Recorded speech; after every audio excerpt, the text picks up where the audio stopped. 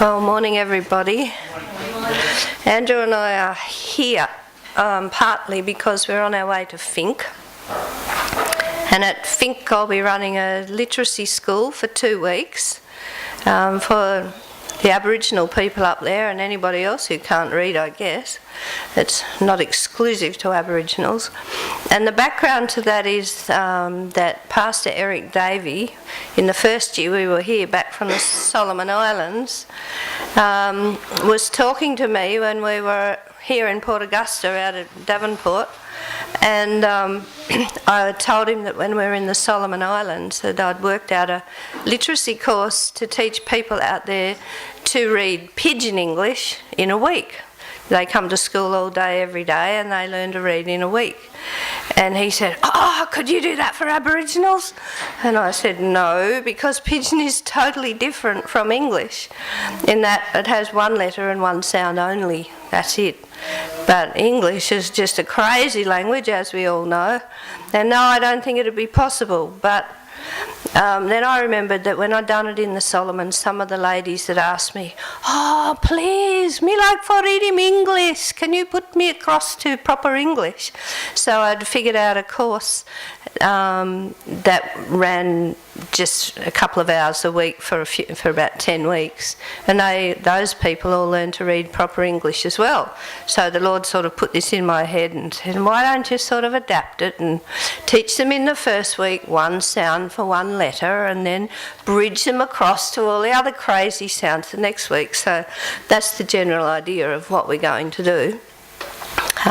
We tried it last week and we had a lot of people who learned to read and some who didn't because they didn't speak English all that well.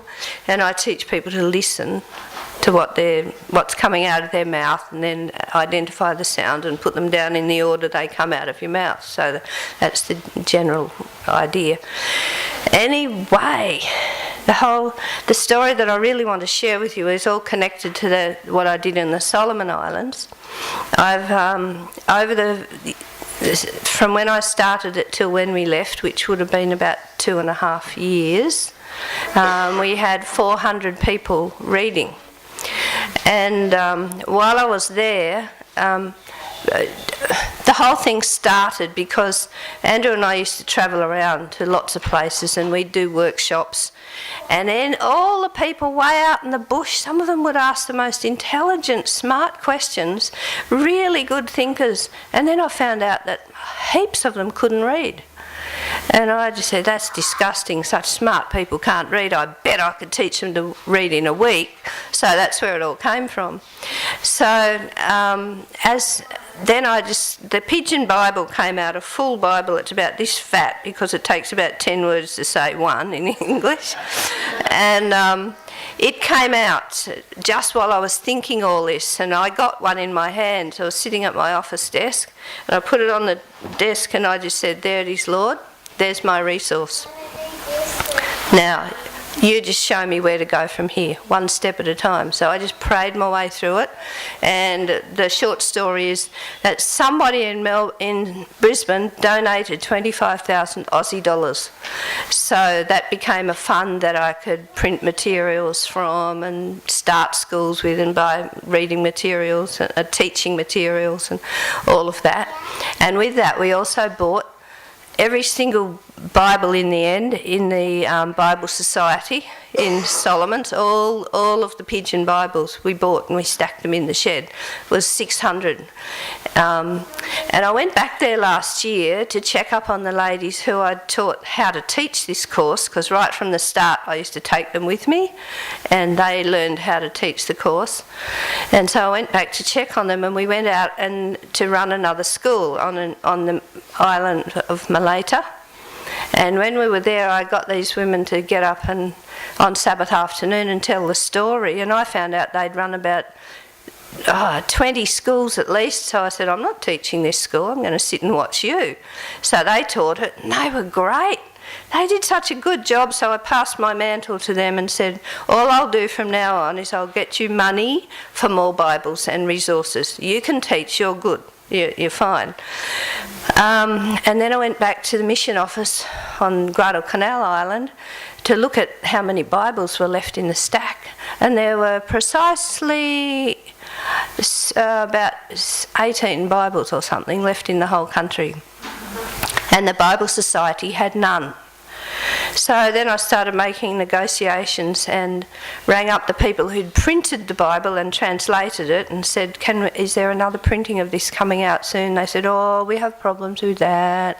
There was a bit of money problems, financial problems between us and them. We're not willing to sort of go ahead and we have to revise it. And I said, look, I've got 20 people who've been trained how to teach this course on the island of Malaita, and I need some Bibles. Can't they use the old plates? We don't care if they're big fat Bibles. And couldn't someone just do us a special print?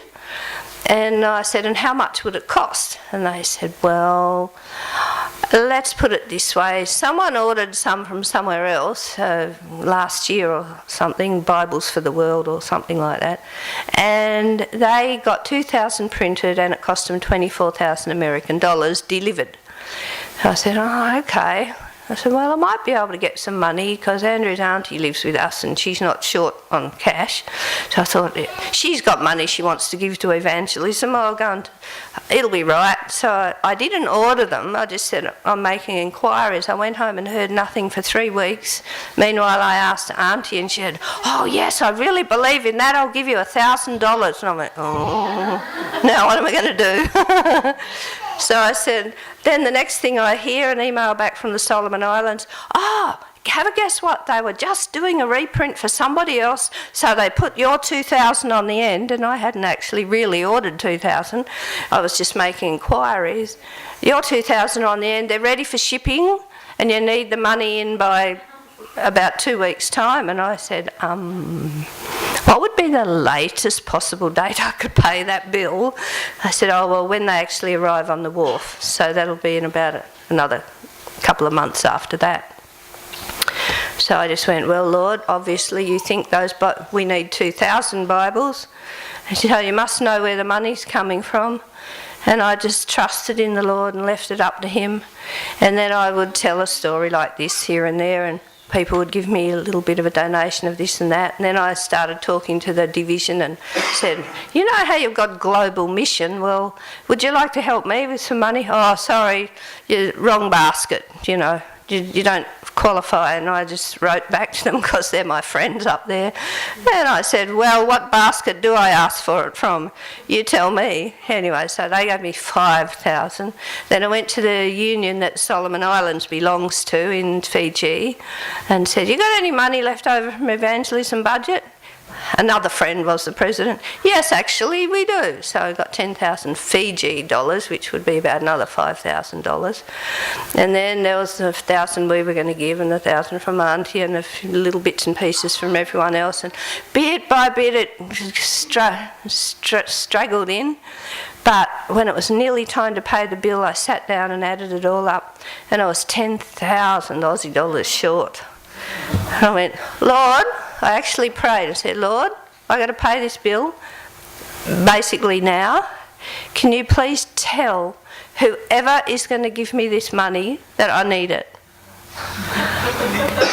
And the next afternoon, Kent had put an article in the Record about it.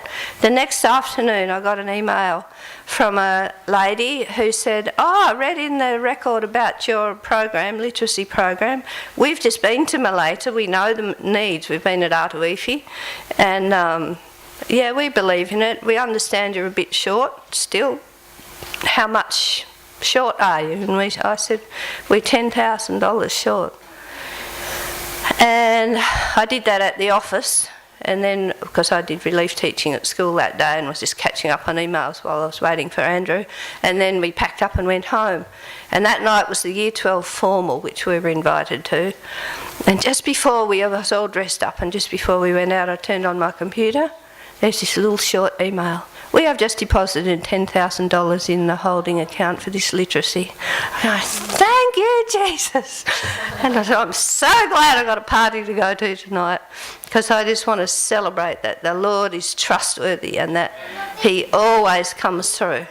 So I guess that's why I'm sort of confident to go up to Fink and just know that the Lord's still got his hand in all these things, and we just must trust him to know what he's doing and just follow the directions.